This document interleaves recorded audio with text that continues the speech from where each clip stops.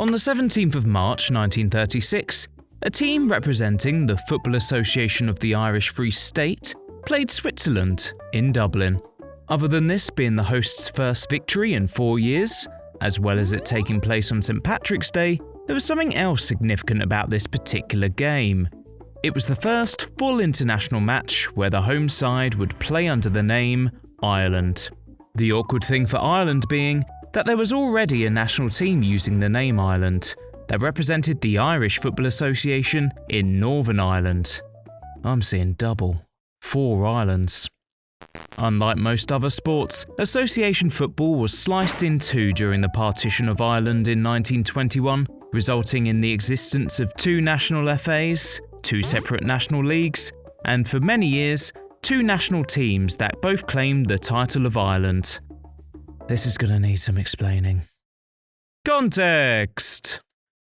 During the late 19th century, football in the still then unified Ireland really started popping off in Belfast. The first Irish football club, Cliftonville FC, was established in Belfast in 1879 by Mr. John McAleary. And, fortunately for them, other clubs soon formed across the country, so they had some other teams to play against. 7 teams in the north of the country, led by John McAleary's Cliftonville, would form the Irish Football Association in November 1880. And the new authorities quickly got to work doing, whatever Victorian football associations do. In its formative years, the IFA was the sole governing body for the sport across all 32 counties of Ireland. The beautiful game quickly rose in popularity across Ulster, particularly among the working-class communities of Belfast, where close economic ties to Northern England and Scotland helped with spreading the sport. The Irish Football Association Cup was first competed in 1881, and the Ireland national football team would play its first game in 1882, a 13-0 loss to England. A still record loss for the team. Only way is up and all that. From Belfast, organised association football began trickling its way down the country, helped by the game's popularity with British soldiers stationed in garrison towns, and of course, the spread of the sport to Dublin, where the game became initially popular with a more gentlemanly clientele, with many teams formed out of universities and public schools. These amateur sides would go on to form the Leinster Football Association in 1892, which would soon join the Irish Football Association the following year, and remember that for later. However, development of the game outside of Ireland's northern province was somewhat slower. In Leinster and Munster, the spread of football as well as other sports such as cricket was seen by many Irish nationalists as the spread of English influence into the fabric of Ireland's culture. The rise of the Gaelic Athletic Association, formed in 1884, sought to promote the participation of more traditional Irish sports such as hurling and Gaelic football. This culminated in the GAA banning its members from participating in, or even just watching, what it described as foreign sports: football, rugby, cricket and hockey, though other foreign sports like golf and tennis were allowed. Incredibly, the ban wasn't officially removed until the 1970s, when the GAA realised that it wasn't actually enforceable without going into its members' homes and seeing what they've got on the telly. As well as this, the reluctance of the Leinster Football Association to allow professionalism, i.e. paying players, meant that clubs in Belfast and the surrounding areas became the dominant force in Ireland, as epitomised by the dominance of Linfield, Distillery and Cliftonville during the early years of the Irish Cup. However, despite these challenges, association football in Dublin persevered. The LFA finally opened up to professionalism in 1905, and just the following year, Shelbourne became the first Leinster-based football club to win the Irish Cup. Funny that, eh? By the mid-1910s, while the strongest Irish sides were still based in Ulster, the Leinster FA had grown to become the largest regional association within the Irish FA. However, the LFA felt somewhat neglected by the Belfast-based footballing authorities, and that they weren't doing enough to grow the game outside of the north of the country. For example, of the 35 international matches hosted by Ireland between the foundation of the LFA and the start of the First World War, only 6 were played in Dublin, with the remaining 29 played in Belfast. As well as this, the international committee responsible for selecting the national team contained only a single member from Leinster, and because of that, the vast majority of players picked for Ireland were from the north of the country. With the LFA and Ulster-based clubs at loggerheads over footballing reasons on the pitch, as well as the underlying political reasons off it, the outbreak of the First World War put the brakes on this Irish footballing dispute, but would also have the side effect of being the preview for an eventual split. The war meant Ireland's National Football League was suspended and replaced by regional leagues instead, allowing the Leinster Football Association to get a feel for what football in Ireland would be like without the IFA around. To compound all of this, the political climate in Ireland shifted drastically during the 1910s, with the 1916 Easter Rising and the subsequent War of Independence. As Ireland moved towards political partition, the social divisions between Catholic nationalist and Protestant unionist communities became increasingly evident on the pitch. Sectarian violence at matches became more common, epitomised by clashes between Belfast Celtic and sides such as Linfield and Glentoran. By 1921, the relationship between the predominantly unionist Belfast members of the IFA and the largely nationalist Dublin-based LFA was, it was basically non-existent. The country was in the process of being divided in two, and association football in Ireland was mirroring this split. The two associations were clinging together by the flimsiest of threads, and the LFA just needed one more excuse to tear away completely. In March 1921, they would get it. Following an Irish Cup semi-final draw between Glenavon and Shelbourne in Belfast, a replay was needed to determine who would progress to the final. Ordinarily, this replay would take place at Shelbourne's home ground in Dublin, but Glenavon weren't so keen on that idea. They claimed that the replay in Dublin would be too unsafe for them given the political climate, and requested instead that the replay take place in Belfast again. Unsurprisingly, the IFA sided with the Northern Irish club and ordered Shelbourne back up to Belfast. Shelbourne weren't having any of it, arguing that the security situation in Belfast was equally as precarious for their players and supporters, and refused to play the rearranged fixture. In response, the IFA booted Shelbourne from the Irish Cup, and, you can see where this is going. For the clubs of the Leinster Football Association, this was the straw that broke the proverbial Irish camel's back.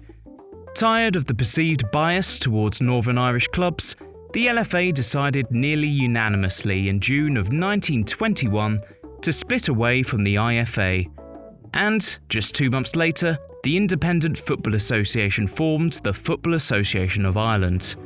And when they said Football Association of Ireland, they really did mean it.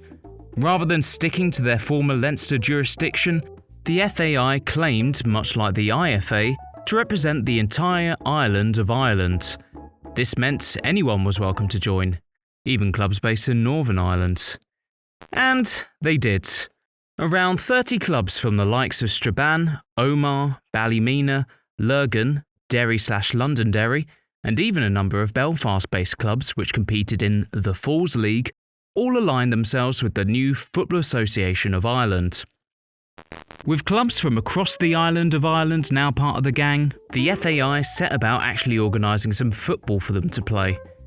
In September 1921, the Football League of Ireland and FAI Cup were first established ahead of the inaugural 1921-22 season, before getting renamed to the Free State League and Free State Cup in anticipation for the foundation of the new 26-county Irish Free State.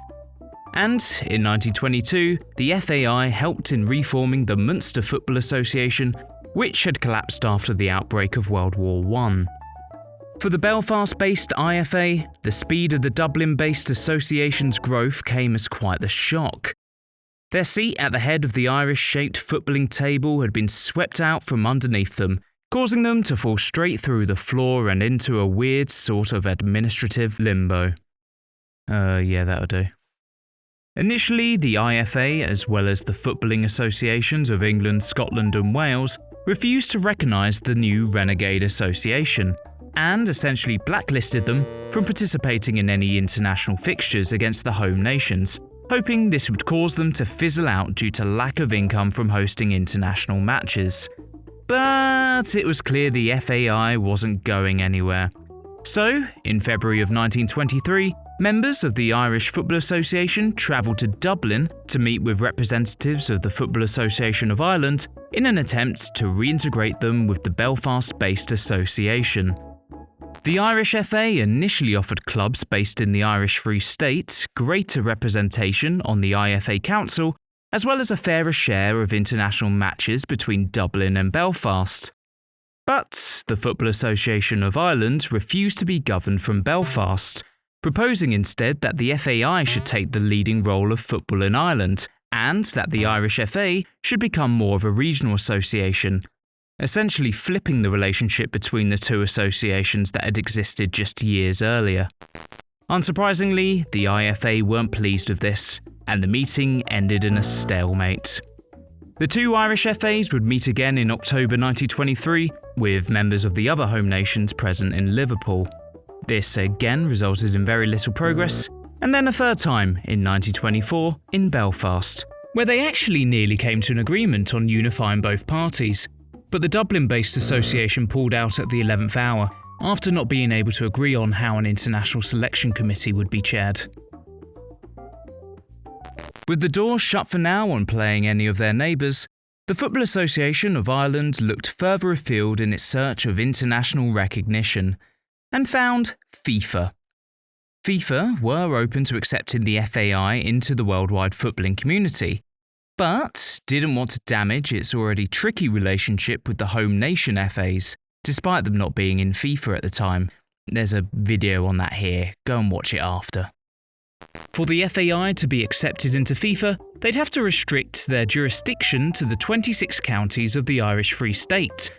This meant member clubs that were in the 6 counties of Northern Ireland would have to get sacked off.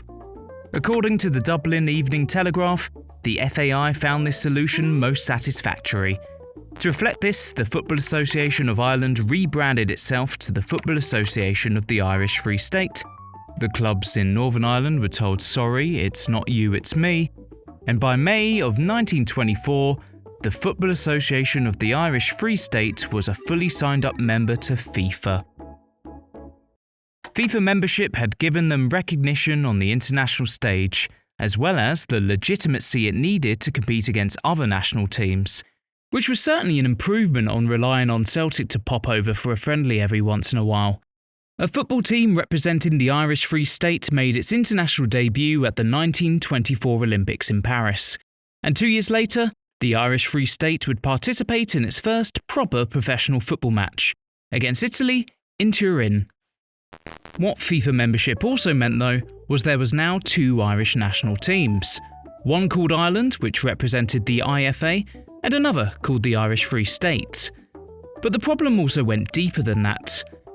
While the FA of the Irish Free State was generally restricting itself, for now, to selecting from the 26 counties of the Irish Free State, the IFA still claimed to represent the whole of Ireland, meaning it was still calling upon players from all 32 counties.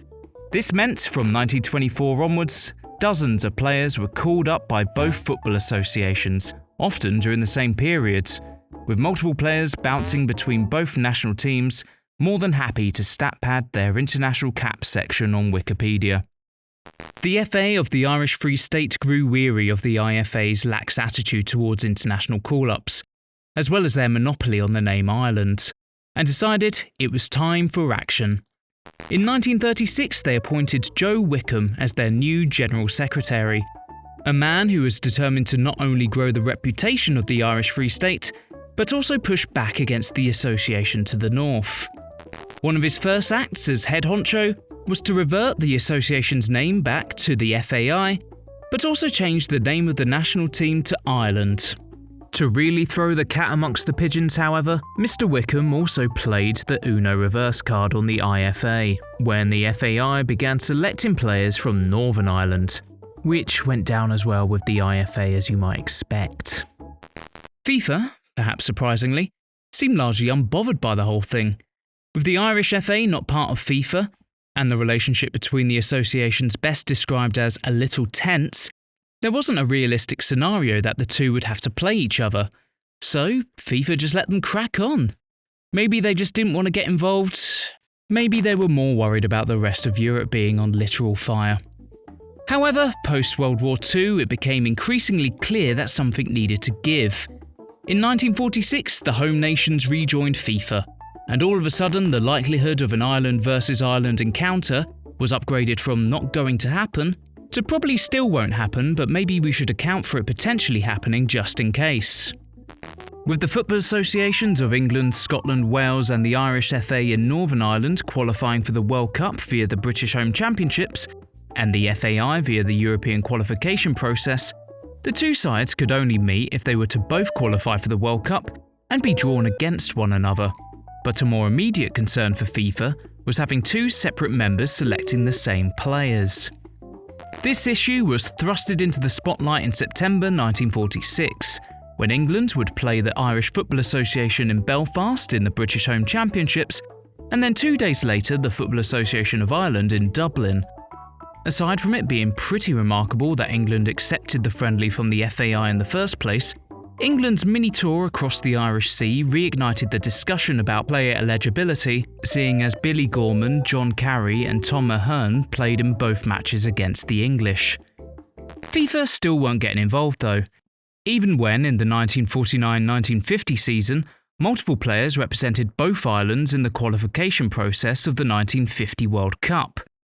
Exasperated by the lack of clarity from the worldwide footballing authorities, the FA of Ireland took matters into its own hands by pressuring players into rejecting IFA call-ups.